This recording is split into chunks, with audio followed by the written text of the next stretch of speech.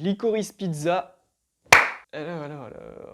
Vous voyez, c'est typiquement le genre de film qui me met dans des positions ultra difficiles. Parce que, oui, j'ai bien aimé, je reconnais toutes ses qualités, mais c'est clairement le genre d'œuvre qui n'est pas du tout fait pour moi. Hello there.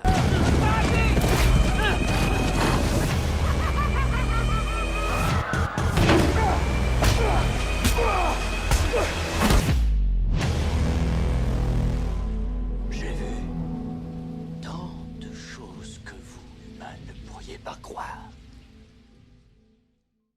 Salut tout le monde, c'est Mehdi, j'espère que vous avez la forme. Je vais refaire ça là. Salut tout le monde, c'est Mehdi, j'espère que vous avez la forme. On se retrouve aujourd'hui pour parler du nouveau film de Paul Thomas Anderson, Licorice Pizza.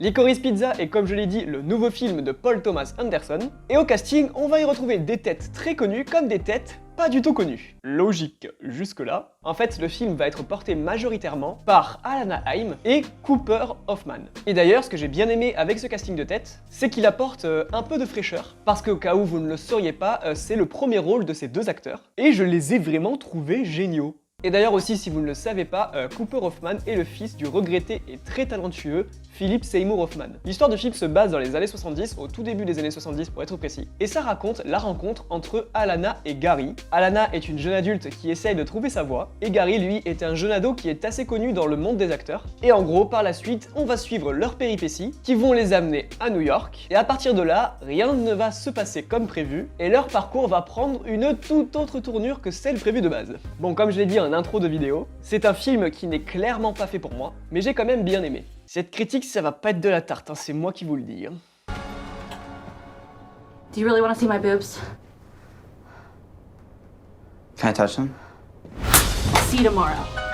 Alors je vais déjà commencer par ce qui m'a beaucoup plu. Tout d'abord, l'ambiance. Pour celles et ceux qui me suivent depuis un moment sur YouTube, ce ne sera pas une surprise, mais vous n'êtes pas sans savoir que tout ce qui touche aux années 70 ou aux années 80, je suis ultra fan de ces ambiances. Et pour vous faire part aussi d'une anecdote dans Licorice Pizza, j'ai retrouvé un peu de l'ambiance de Once Upon a Time in Hollywood de Quentin Tarantino.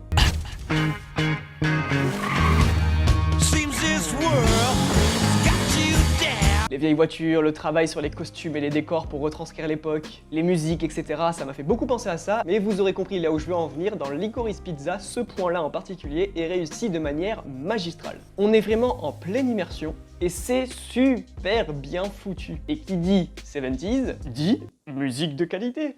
Et ça fait plaisir. Ensuite, ce qui marque, et ça dans tous les films de Paul Thomas Anderson de toute façon, c'est vraiment au niveau de la photographie du film et des couleurs utilisées. C'est encore une fois absolument dingue de ce côté-là. Le film a une vraie ambiance de jour et il a une vraie ambiance de nuit, ou même une vraie ambiance d'intérieur et une vraie ambiance d'extérieur. Et ce qui marque dans les films d'Anderson, et qui a été réutilisé pour ce film-là, c'est l'utilisation du blanc un peu surexposé. Un blanc en fait qui va se refléter beaucoup à l'image. Et attention, ne confondez pas, c'est pas vraiment des lens flares. C'est vraiment un blanc qui va ressortir en fait. Par exemple, à un moment donné dans le film, on a un des personnages qui allume un briquet, et l'image, elle est tellement blanche et tellement pastel qu'on voit même pas la flamme. Et c'est assez fou, et c'est assez joli, et assez surprenant. Niveau réalisation, il n'y a pas photo. C'est super bien aussi de ce côté-là. C'est très propre, et c'est filmé vraiment de manière très classe, si je peux dire. Disons que la mise en scène, elle est très posée, très lente, ce qui nous laisse évidemment le temps de bien profiter des scènes. Puis je trouve vraiment que dans le film, il y a un parfait mélange entre moments de tendresse, moments de tension, moments d'humour, etc. Donc ouais, c'est du tout bon au niveau de la réalisation. Et pour conclure sur ces points-là, enfin les 3 points que je viens d'aborder, c'est vraiment le bagage du film qui m'a le plus marqué. C'est vraiment tout ce qui tourne autour de l'ambiance et de la mise en scène. J'ai vraiment adoré. Pour ce qui est des personnages, là aussi, c'est une réussite. Et là, je parle exclusivement des deux personnages principaux qui sont Gary et Alana. Parce que oui, on a aussi des caméos d'acteurs très connus, dont je tairai le nom pour éviter de spoiler si vous n'avez pas vu la bande-annonce. Mais disons que sur eux, sur ces caméos, il n'y a pas vraiment de développement de personnages. Mais pour Alana et Gary, ils sont super attachants. Et le traitement de leur relation à travers le récit est ultra fluide. Et d'ailleurs, par le biais de la mise en scène, il y a un truc qui va beaucoup faire rire, c'est que ces deux personnages-là, ils sont tout le temps en train de courir. Tout le temps, j'exagère, mais ça arrive quand même assez souvent dans le long métrage. Et des fois, je me demandais, mais wesh, pourquoi tu cours? Vous ne le croirez pas si je vous le disais,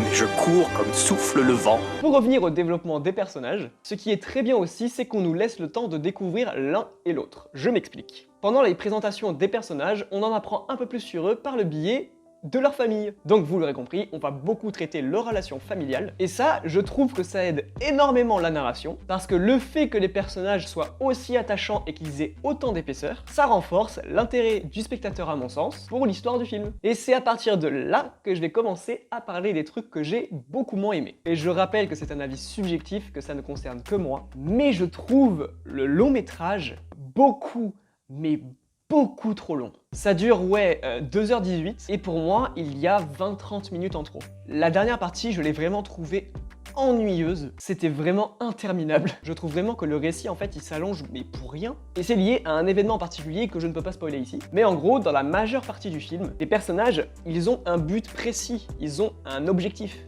Et on suit leur péripéties pour arriver jusque-là, et c'est, ma foi, très intéressant. Mais je trouve que dans la dernière partie du film, la narration s'éparpille un peu trop, et ouais, je vous avoue que je m'en foutais totalement de ce qui se passait. Oh, ça c'est pas très gentil. C'est pas mauvais pour autant, attention, c'est pas ce que j'ai dit. Mais je trouve que le rythme du film perd beaucoup en intensité, et il est beaucoup moins bon sur les dernières séquences, parce que oui, ça s'éparpille beaucoup trop à mon sens.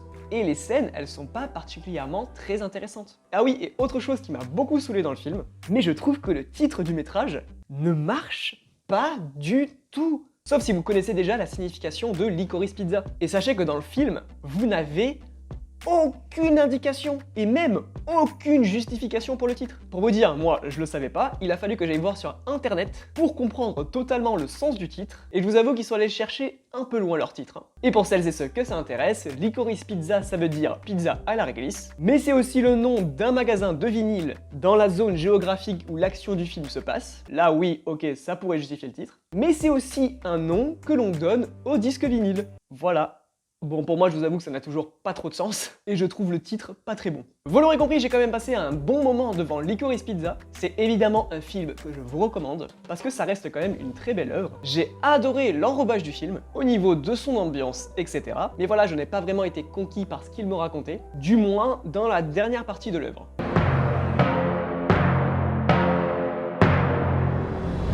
Voilà, c'en est tout de cette vidéo, j'espère comme d'habitude qu'elle vous aura plu. Si c'est le cas, un petit pouce bleu, ça fait plaisir, c'est la récompense. N'hésitez pas à me dire dans l'espace commentaire ce que vous avez pensé du film ou si vous comptiez aller le voir. Si vous êtes nouveau ou nouvelle, n'hésitez pas à vous abonner en activant la petite cloche des notifications pour ne rien rater des futures vidéos. Vous pouvez me retrouver sur absolument tous les réseaux qui s'affichent actuellement sur votre écran. Et nous, on se retrouvera probablement cette semaine pour parler de Scream ou de Adieu Monsieur Hoffman, ou des deux.